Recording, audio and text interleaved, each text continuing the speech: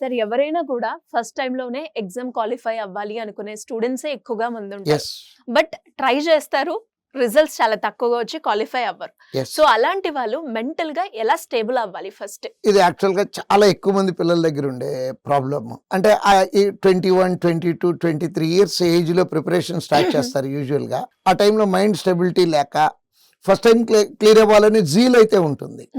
దాన్ని ఫెయిల్యూర్ ని ఎలా మెజర్ చేసుకోవాలి అనే దానికి ఒక సైంటిఫిక్ మెథడ్ ఉందమ్మా. For example preliminary exam, bank ఎగ్జామ్సే తీసుకుందాము. బ్యాంక్ ఎగ్జామ్స్ లో ప్రిలిమినరీ ఎగ్జామ్ రాసాము. రాసిన తర్వాత అది క్వాలిఫై అవ్వలేదు అనుకోండి, యూజువల్ గా పిల్లలు చేసే మిస్టేక్ ఏంటంటే మార్క్ లిస్ట్ ఇంకా చూడరు, మార్క్ లిస్ట్ డౌన్లోడ్ చేసుకోవడానికి ఇష్టపడరు.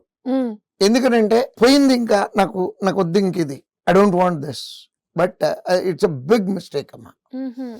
ఆ మార్కులు కూడా చూసుకొని ఎన్ని మార్కులు వచ్చి ఉంటే నాకు క్వాలిఫై అయ్యేవాళ్ళం అని అనాలిసిస్ చేసుకోవాలి. అది కూడా అనాలిసిస్ ఎలా చేసుకోవాలి అంటే సబ్జెక్ట్ వైజ్ అనాలిసిస్ చేయాలమ్మా.